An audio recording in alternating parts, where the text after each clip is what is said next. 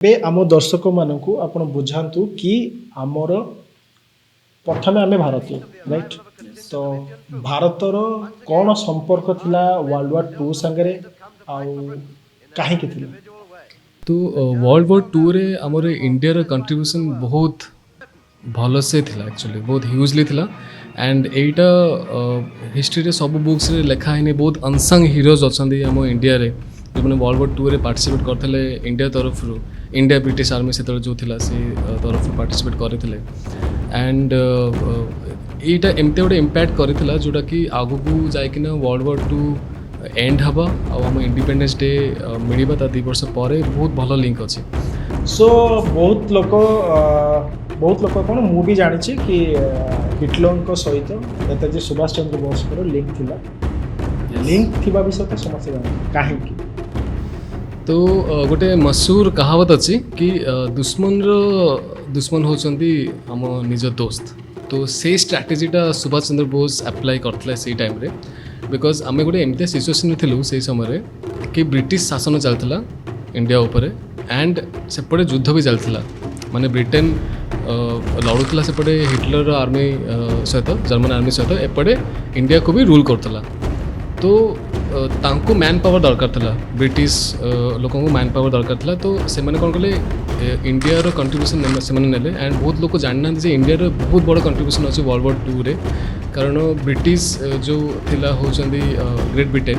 तो से कौन करते ना बहुत आड़े माने मिडिल ईस्ट हो यूरोप हो एंड अंडमान निकोबर हो आमर जापान हो सबुआड़े इंडियन मेन मानू ब्रिटिश आर्मी भर्ती करना पठा होता युद्ध लड़ाई। तो से समय कौन देखले ना आमर जो इंडिया बड़ बड़ लीडर्स थे गांधीजी हूँ नेहरू जी हूँ से मैंने चाहून कि आम इंडियन लोक मैंने कहीं मरबे गोटे फॉरेन कंट्रीर युद्ध में कारण आम तो निजे ही स्वाधीनता संग्राम करुँ। तो यही समय आमर इंडियन लोक मैंने जब नहीं जी युद्ध लड़ाई तो आम मैंने केमी लड़ू निज देश को स्वाधीन करने किंतु एटारे गोटे मौका देखागला सुभाष चंद्र बोस को सी देखिले जे दुश्मन यही समय आम काम को आसपार। तो से जाइकिना आगे हिटलर को देखा तो से जिते कि इंडियन प्रिजनर ऑफ वॉर रे जो मैंने बंधीकिना थे से कहले कि तुम दुश्मन आम दुश्मन सेम। तो आपड़ जदि आम जिते कि इंडियन मेन मैंने धरा पड़ी जो मैंने वॉर टाइम धरा पड़ी जाते से प्रिजनर ऑफ वॉर कहुए। तो ब्रिटिश आर्मी बहुत इंडियंस मैंने भी थे जो मैंने युद्ध करते यूरोप जाइकिना। तो जर्मन जो आर्मी सामने जो मैंने सरेंडर कर देते ब्रिटिश आर्मी मैंने तो भर बहुत इंडियन मैंने थे। तो से इंडियन मानक प्रिजन में रखा जाता। तो नेताजी चाहूले कि से मानक ही जेहेतु से युद्ध लड़ी एक्सपीरियंस अच्छी जेहेतु एक्सपीरियंस अच्छे तो से एक्सपीरियंस हेल्प नहीं कि से आसिकिना ब्रिटेन को भी माने से जानते जे गांधीजी अहिंसा को माने अहिंसा रे बेसी बिलीव करती। तो हाँ किंतु से चाहूले कि सीटा तो चालू था किंतु आमको अस्त्र उठा को भी पड़ो एंड अस्त्र उठा शिखेले ही सुभाष चंद्र बोस जोटा कि से कहले रेडियो रे स्पीच आसता से सब इंडियंस मैंने शुणु था ब्रिटिश लोक मैंने बहुत थर मैंने नेटवर्क काटी दिखती कि लोक न शुणु लोक आहरी मैंने उत्तेजना हुई जे कथा शुणिकिना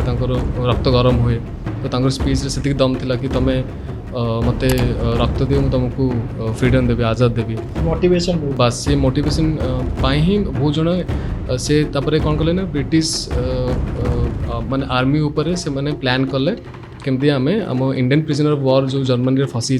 आणबू आ से जापान भी जाते। तो गोटे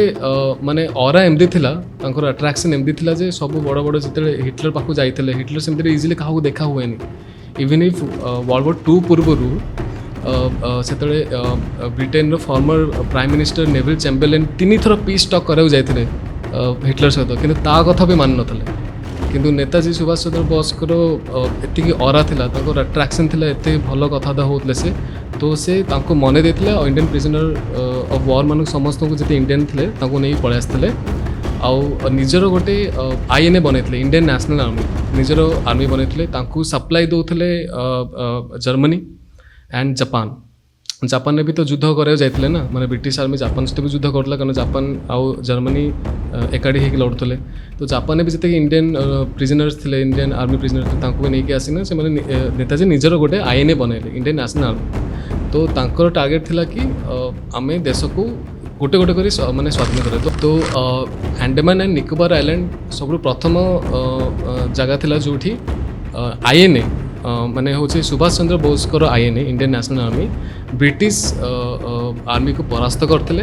एंड सेठी निजर झंडा गाड़िथिले तो तापर ए न्यूज़टा एते स्प्रेड हैला कि ब्रिटिश आर्मी पूरा डरिकी रहिले एपटे हिटलर तांको हैरान करथिले एपटे नेताजी कहिकी आसथिले कि आमे ब्रिटेन को हरेबा एकाठी तो तमे प्रेशर पकाओ प्रेशर पकाउतला हिटलर तांकर ब्रिटेन देश रे बम पकाउतला जाइकिना माने अटैक कर देथिला राताराती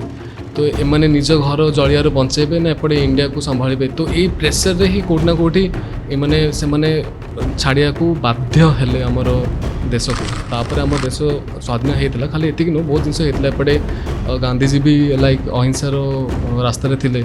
तो कौन करते ब्रिटिश मैंने ना आमरी जिनस को लेकिन आमको बिकुले टैक्स नौले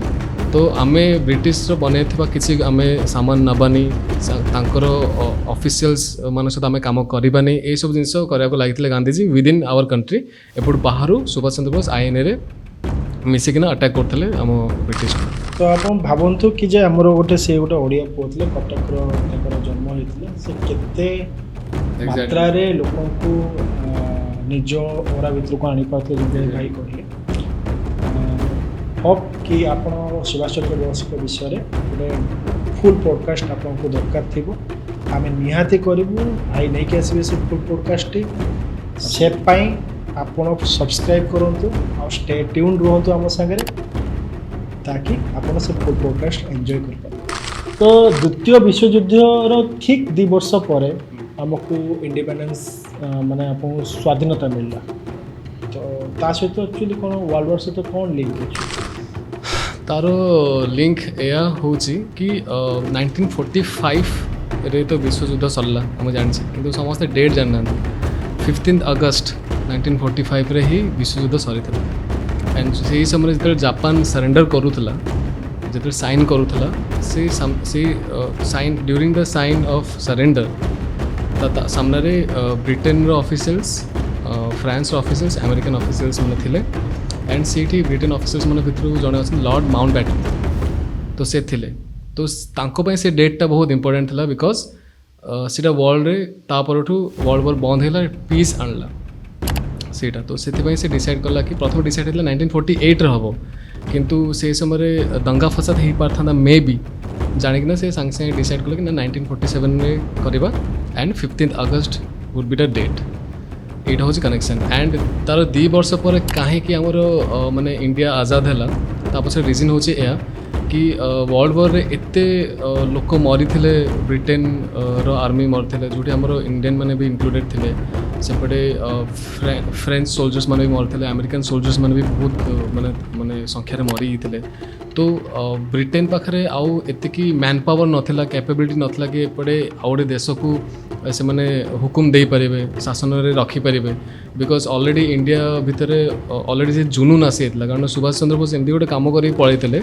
सब लोक मैंने हथियार उठाया रेडी थे कि कहार कथा मानुले इवेन इफ टर्चर एत कर सारा पर भी ब्रिटेन एत टर्चर वगैरह भी करूला से समय कि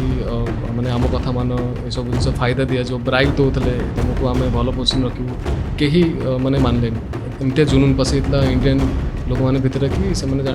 जानी ब्रिटेन कि एबे छाड़ा ही पड़े आउ किसी ऑप्शन नथला सेटा समस्त रक्त भितर सेटा को गोटे इम्प्लांट करदेले से